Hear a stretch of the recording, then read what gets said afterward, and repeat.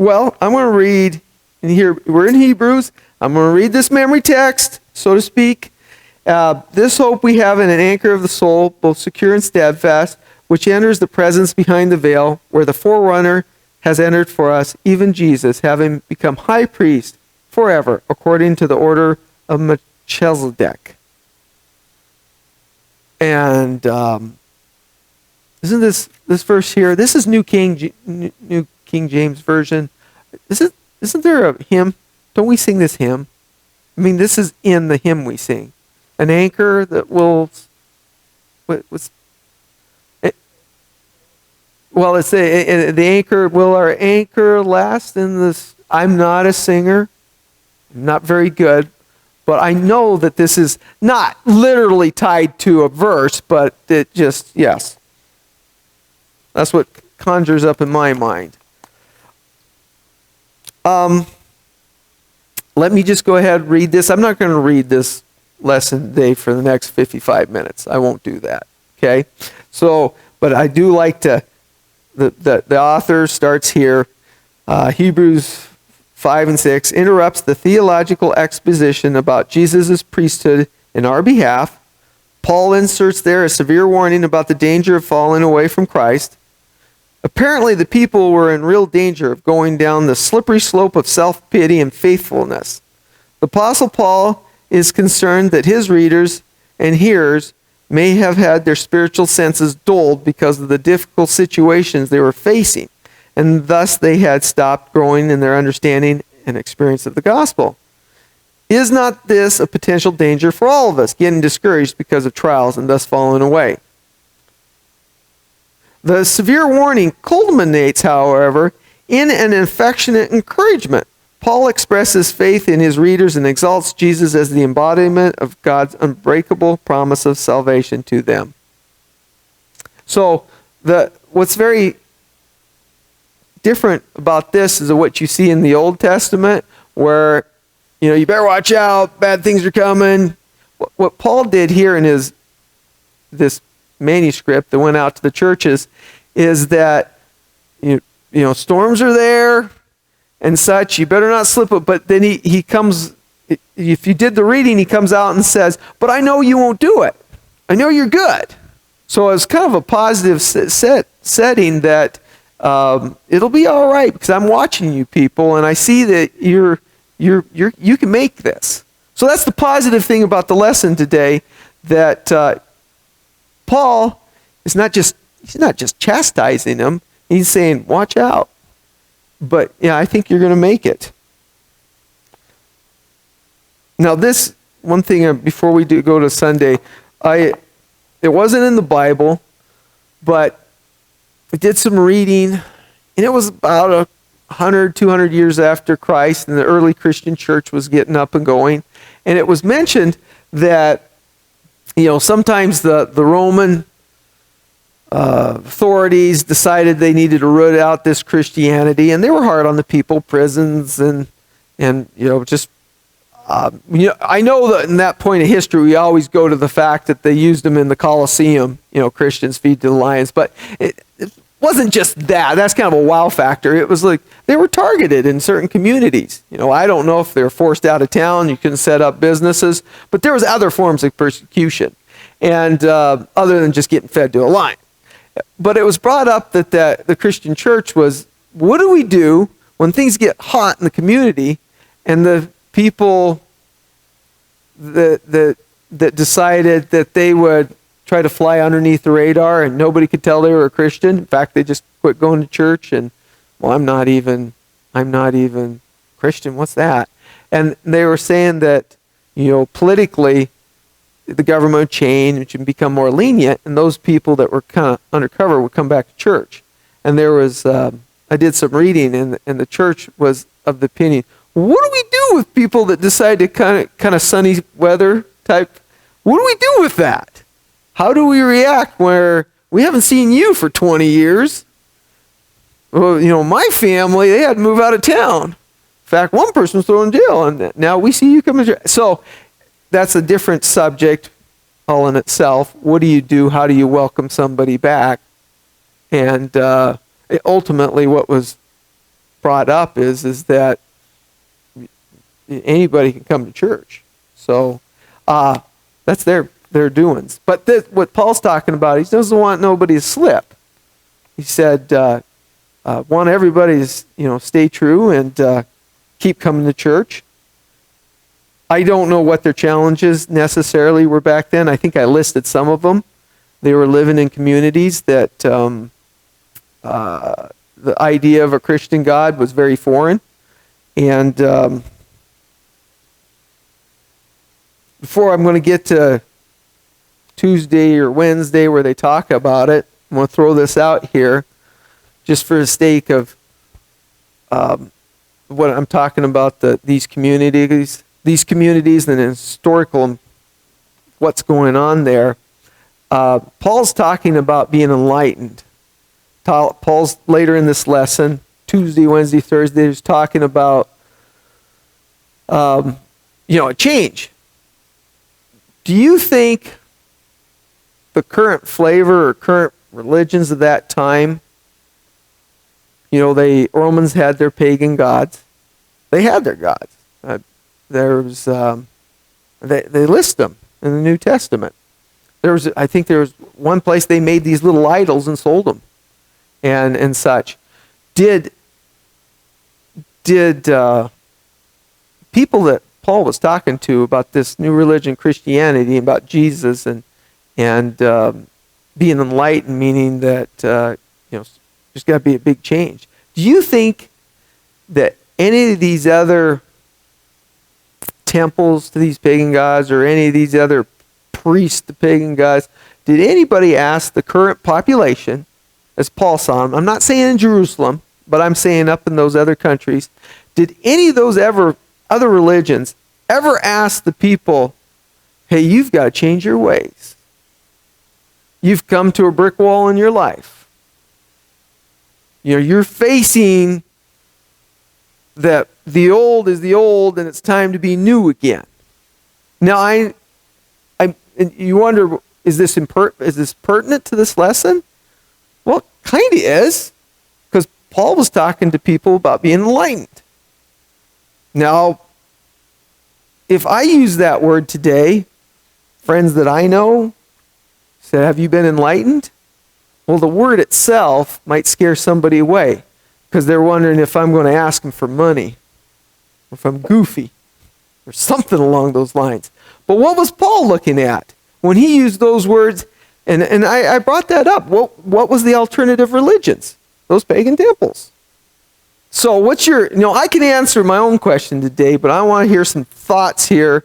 It wasn't presented in this lesson, but it's a real question. We're talking about being enlightened today.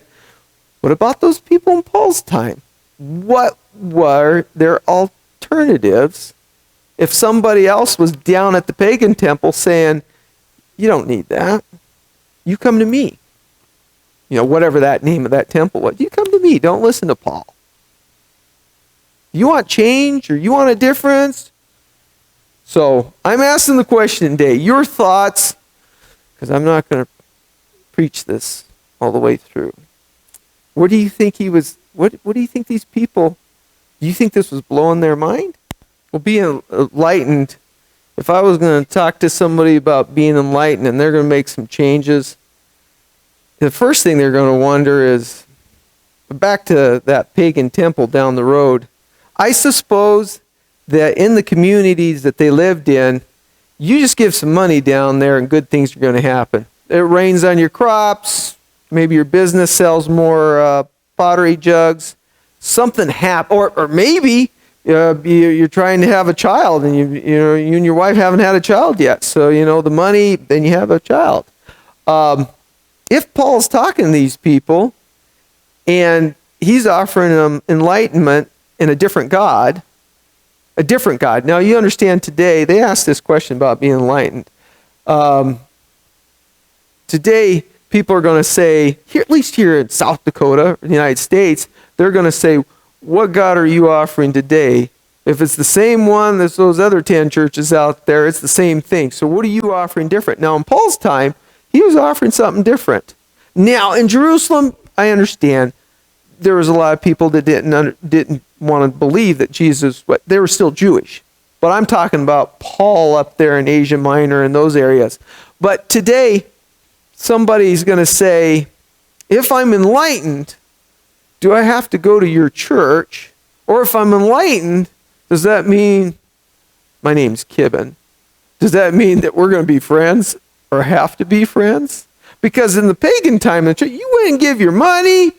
You probably don't like the priest at that temple. You don't like any of those people. But, that religion's one thing. Slip the money to the church or the temple. It rains on my crops. Good things happen. Something along those lines. Paul was offering something different. And it makes you wonder about the people. If I do this, then my current friends will think I'm a little funny because I'm friends with you now. So anyway, that presents itself. Sometimes it's nice to be enlightened by religion, and you you feel, well, it's like a jar. Get a jar full. I'll take it home. It'll do good things for me. But people are afraid. Well, what's this do? Does this change my lifestyle? It's probably not. It's probably not, because one thing's for sure, you want to be associated. I'm not doing very good by looking all the way, but it's probably not. Even today, I watch who I make friends with. Haven't you ever heard of that term, lightning rod? Don't stand next to him. He's a lightning rod. I never understood that until maybe here in the last 5 or 6 years. You were next to somebody, maybe it's civic, not church. Maybe it's civic oriented, and maybe you're doing something different. And it's civic. Maybe it's a bridge over a creek, and you feel, I'll get to Walmart quicker if they put a bridge over that creek. And there's somebody comes and says, that's a great idea. And you're standing next to that person, bridge over a creek in a town. And then you find out they're a lightning rod. And why? Because they're for other things, not just bridges over creeks. Who knows what that would be? But you see, that's what a lightning rod is. And that's the big step, I think, that people, when they approach religion, I got to be friends with Kibben? Kibben, me. He's a lightning rod. Well, I don't think I am. But that's just it. It's all good until you find out, okay, I'm going to say if I'm a lightning rod. It's all good until you find out that I go to church on Saturday, and it matters. It's a lightning rod. Because that's so different. So, expand on that, Elaine. People today different. Did I not cover anything? Other things that people might see as being, like, again, Paul is trying to make friends with people. There was one, you're talking about other people and being friends with other religions. There was just the current atmosphere in the United States right now is that you don't want to start a fight with anybody. And you don't. I don't want to. But there was one guy, he came to our fire department meetings and everything. And I got to make sure. Yes, it was a different lesson I told this in. I don't want to tell the same. I'm getting too bad that I'm telling the same stories, the same people. Okay? Well, anyway, he was about my age, had 2 daughters in junior high, and he flipped properties. Flipped them. He'd buy, and so he'd come into the community. But he was a property flipper. Instead of buying houses and flipping them, what he liked to do is he liked to flip properties that had 40 acres plus. Because what he liked to do is put a barn up, make a barn. He'd like to do something to that property to just make it a little better, to flip that property to somebody that owned horses or somebody that would move out of town. But that was his expertise.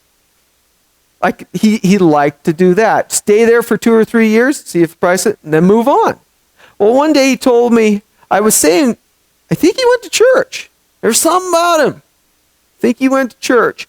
And one day we're just talking, and I said, talking about religion, it's kind of a no-no. And he said this to me. He said, and I'm not too far off here with Paul and being light. He said this to me. He said, he said, football.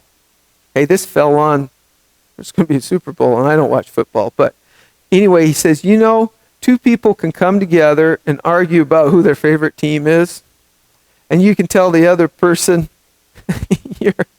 you're always going to be a loser if you're with that team.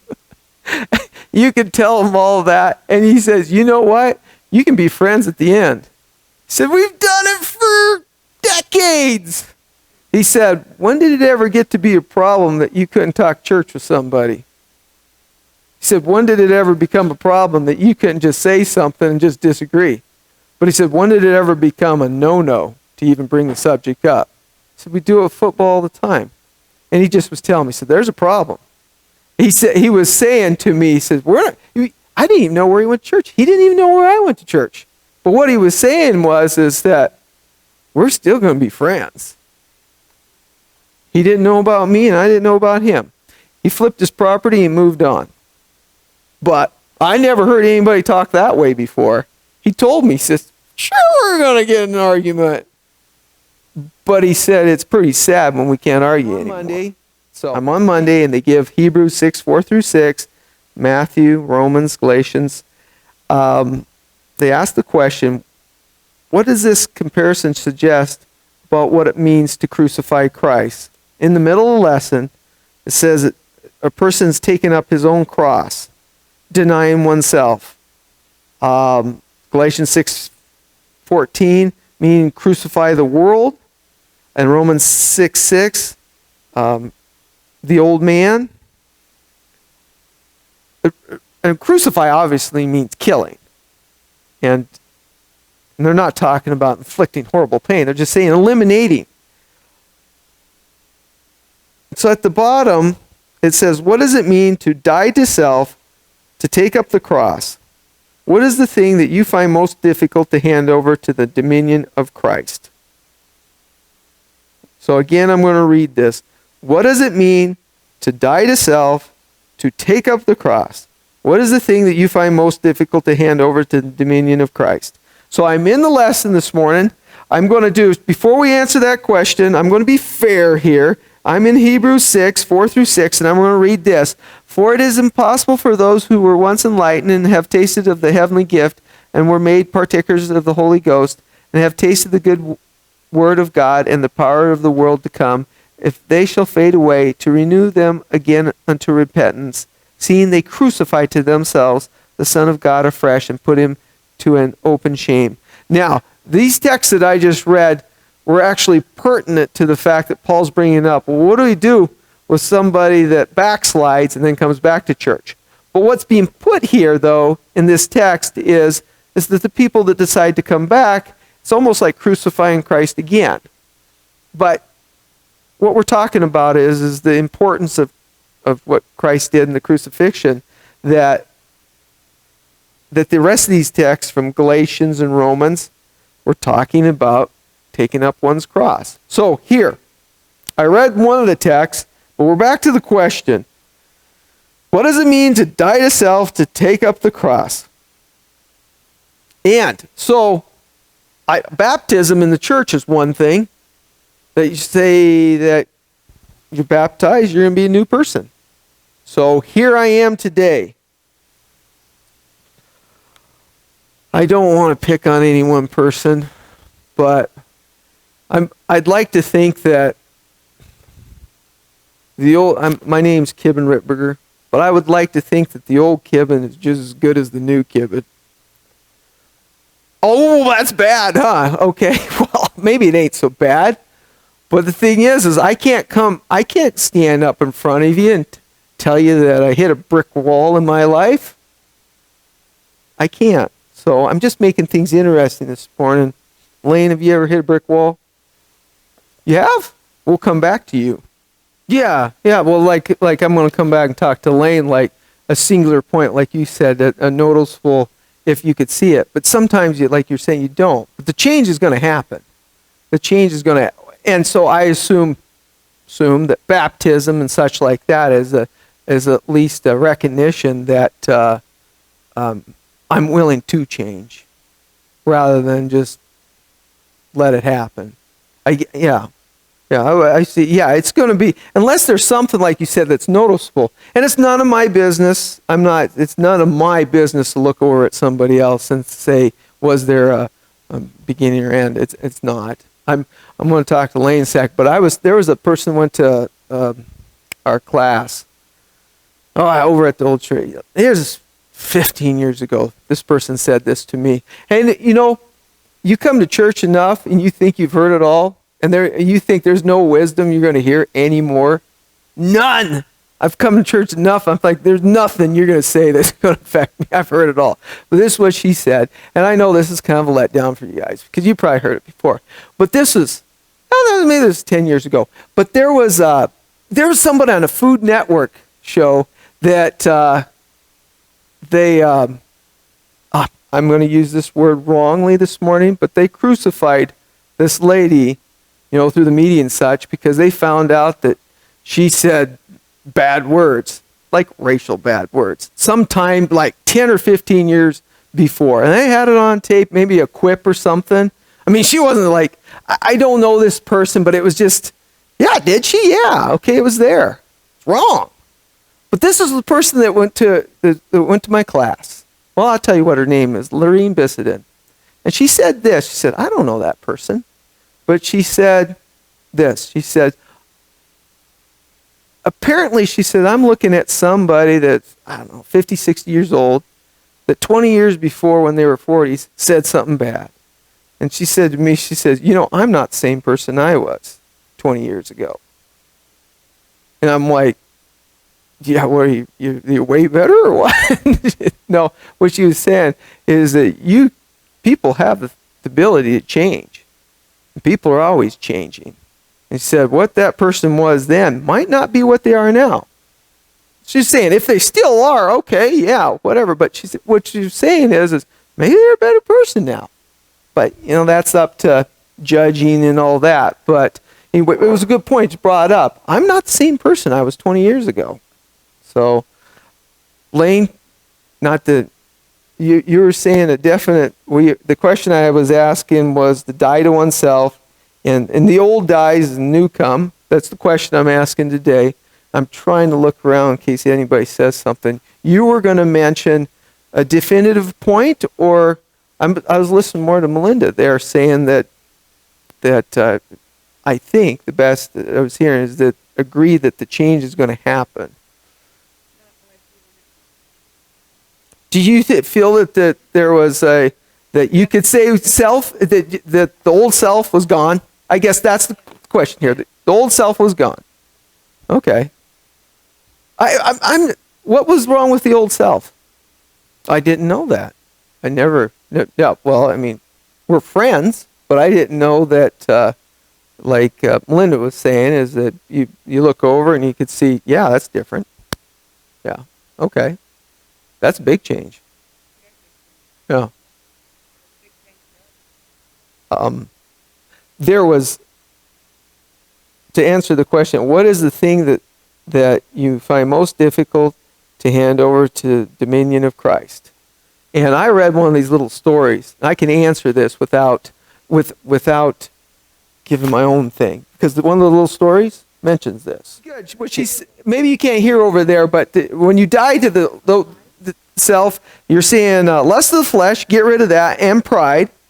And is there another one out there? I think you can break them all down. There's what's being said here is a daily battle. Yes. Well, I get, but I think that's what Melinda had said there is that there's agreeing, maybe you didn't hear, but Melinda was saying rather than a brick wall, say baptism, meaning dying to self, means that I agree that I am going to change, or that I want to see change. Not that it just, boom, it's going to happen. Go ahead. Slow process, yeah. Okay. What said that he will change you till the end, is what she said. If you didn't hear over here, she said, she tells it in Philippians, he'll change you to the end. Okay, old self. I said the old Kibbon. kind of liked him versus New Kibben. He wasn't that bad. But I want to say this, so some things get easier. Say the old person you want to get over. And I'm going to read this story. There's this little story here. But this, say the old Kibben, here's one that I'm seeing with my kids. Okay? Right, this is what I'm seeing. And say the old kid. You know, you've heard that saying over. You mentioned get rid of the carnal stuff and you know just the world stuff, that pressure. You don't need it. Okay, my kid, they're just talking about just looking good. You know, it's clothes, vehicles. It counts. You were all young once. Didn't want to show up in the wrong stuff and get picked on. Don't want to hear it all day long. Okay, you don't. So the thing is it's not because you want to be in the best group. It's just you don't want to be abused. Just want to fly under the radar. Get in and get out. You know, school and such. And so when you're adult and you tell them, like you were saying, those things don't matter. It's who you are on the inside. If they're mean to you, they're really not your friends. You understand? The best thing you get is you get older, that old self or whatever, because you're smiling lane. Do you really care what people think of you when you're in Walmart shopping? No. But when you're a teenage girl, you do. That's big time. You see that person over, I'm going to not talk to them. I can talk to this person. But yeah, but it mattered. There was a time it mattered. So you get older or whatever, and it doesn't matter anymore. But there's still those things, though. I say that, and I smile up front here, and I laugh, and I think it's cute and everything. But there's people I do business with that I know that probably don't perceive me in front of church here doing this lesson. And maybe I want them to perceive me in a different way. Yeah. I'm not that bad, though, because I am here. If somebody walked in, I'm still here, and I'm going to do this lesson. But it does get easier as you get older. It does. But anyway, back to that self. Like you had mentioned, sometimes the old self, you just mentioned Lily. Yeah, the old person pops up. You know, it does.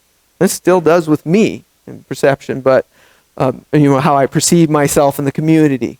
Do I want the community to see me as a guy that goes to Seventh-day Adventist Church? Even I'll take that away. Do I want people to perceive me as a guy that believes in God?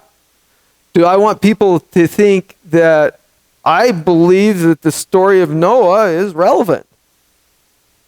I was watching a talk show one time, and they had a bunch of political pundits on it, and they were talking about getting with the times and new science and everything, and somebody said that this is big stuff. Our trading partners with the United States, we want to be perceived as being all about science, and we don't want to be perceived as a kind of a Christian society anymore. And anyway, this one person interrupted and said, I don't think that we're going to sell less gizmos or gadgets because as a nation, there's a huge Christian group that believes in the flood. But they were talking about this. How are you perceived? Can you be taken seriously if you do believe that there was a Garden of Eden? So anyway, back to losing, here at the bottom it says, what is the thing that you find most difficult to hand over to the dominion of Christ? Now, I know that I've heard this before, and it's a joke, and it's not, I'm going to say it this morning, but this is very serious. But the joke would be is if I said, the hardest thing to hand over is if I said to you, well, with me it's always been the pills and the booze. Ha ha. Well, no, it isn't. But some people could be, okay? But the thing is in church, you always wonder, well, those are the big things. Well, no, there's a story here. Those things that I just said, you know, chemical dependency and substance abuse, yeah, that matters. But this one story in here, let me get it right. I don't know if it was the beginning or end. Oh, yeah, brave missionary. It actually precluded this lesson. Actually doesn't go with this lesson. But this, if you have your lesson study, it was this young lady.